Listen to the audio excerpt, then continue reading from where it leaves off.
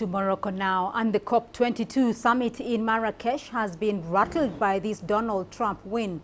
The American president-elect has previously said that he will withdraw from the Paris Agreement on climate change within 100 days of taking office. So delegates are sure to be asking what that means for the global fight against climate change and the meetings ongoing in Marrakech. Thousands of policymakers, politicians and ambassadors are gathered in the Moroccan city. They're discussing the way forward when it comes to implementing the Paris Agreement signed last December. Let's get you more now on that story and the reactions to a Donald Trump election win. I'm joined live from Marrakech by CCTV's Penina Karibe. Penina, Donald Trump has said he will withdraw from the Paris Agreement within 100 days of taking over office. How are delegates there in Marrakech reacting to this? Well, as you can imagine, Beatrice, there's obviously lots of concerns here in Marrakech. The U.S. election results have informally been part of the agenda here at the COP22 now. If the U.S. does withdraw from the Paris Agreement, as Trump had indicated, that will come into effect 4 years from now. So essentially, Trump's actions won't hurt immediately.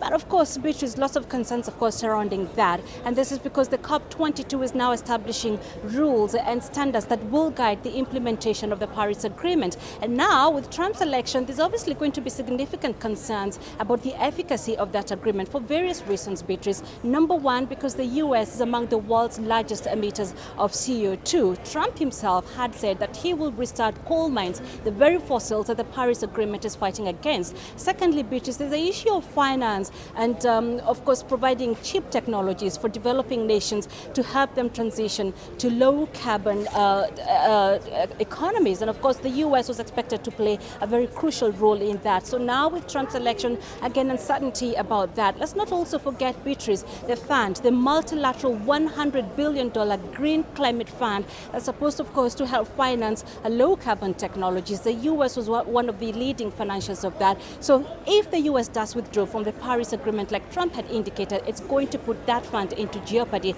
And finally, Beatrice, there's, of course, the issue of the diplomatic role that the U.S. plays in these climate change summits, a very, very crucial role of pushing for solutions and outcomes. So there's a lot of concerns about that. We haven't yet had any official word from the COP22 officials, but in the coming days, this is obviously going to dominate discussions here. Well, Penina, and what about the ongoing discussions at the moment? What's on the agenda for today's meetings, and how will this news, though, affect the schedule? Well, water resilience in Africa is at the forefront of discussions today. Of course, this is very important for Africa given the effects of climate change on water resources. Now, so far we've heard from water ministers from Burkina Faso and Chad talking about the challenges their respective countries are facing in tackling effects of climate change on water. So delegates, of course, here discussing ways of adapting the water sector to effects of climate change. And of course, we're hearing that they need this approach to take a what they're calling a three-pronged approach. That's a smart combination of governance, of finance, and of knowledge. Now, delegates here, of course, saying that they need speedy and full implementation of solutions that will come out of this COP22.